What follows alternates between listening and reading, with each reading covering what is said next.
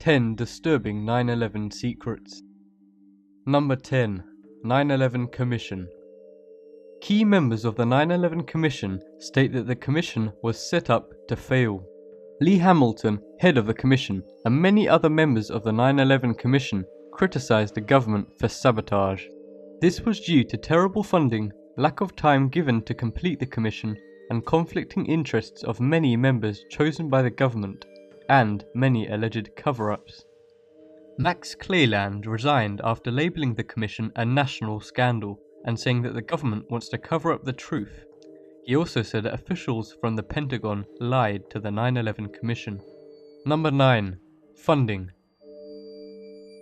The General Accounting Office of the United States claims that the average funding for commissions into scandals and other investigations is around $30 to $40 million.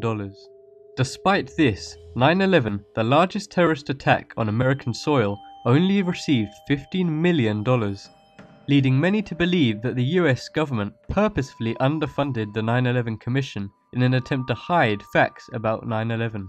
Number 8. Building 7.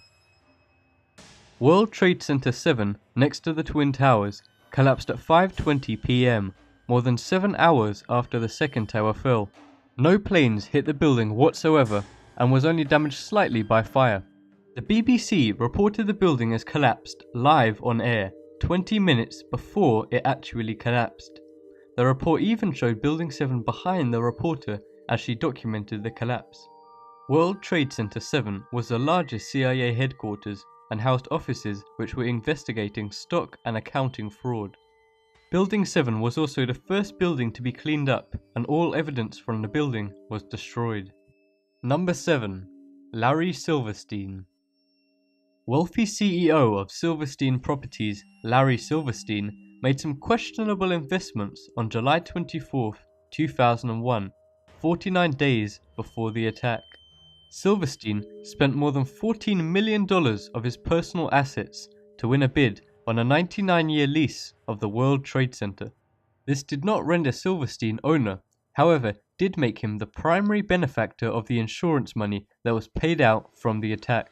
After a long and expensive legal battle with the insurance firm, Silverstein was personally awarded almost $5 billion by a federal court. Number 6. Bush's security. At 9:06 a.m., President Bush was informed that a plane had hit the World Trade Center and that America was under attack. Immediately, many high-profile politicians, such as Vice President Dick Cheney, were rushed to a secure position.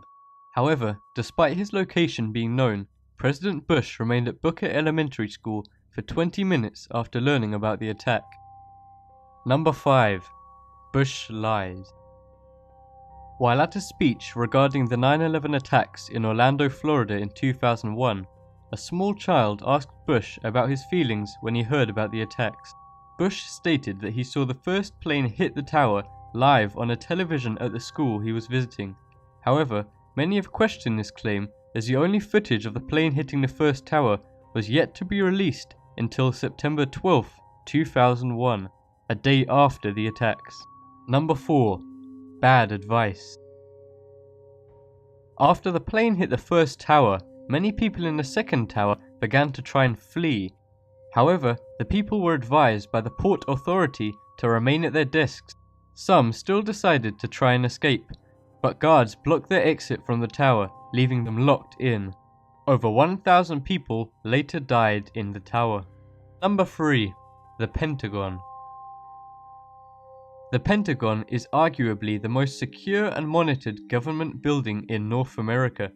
Despite this, no actual footage of a plane hitting the building was ever released.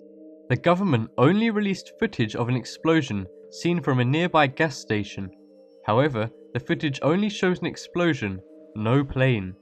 Number 2. William Cooper. On June 28, 2001, 3 months before the 9/11 attacks, William Cooper made some unbelievable predictions on a radio broadcast. He stated that an attack on American soil would be blamed on Osama bin Laden before bin Laden was infamous or well recognized at all.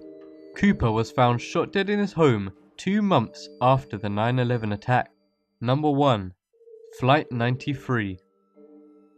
The 9/11 Commission reported that the third plane, Flight 93, crashed in a field in Shanksville, Pennsylvania. County Coroner Wally Miller was one of the first at the site and quoted seeing no plane. He said, quote, "It looked like someone just got a scrap truck, dug a 10-foot ditch, and dumped trash in it." He also said that there were, quote, "no bodies," and to this day has not seen, quote, "a single drop of blood."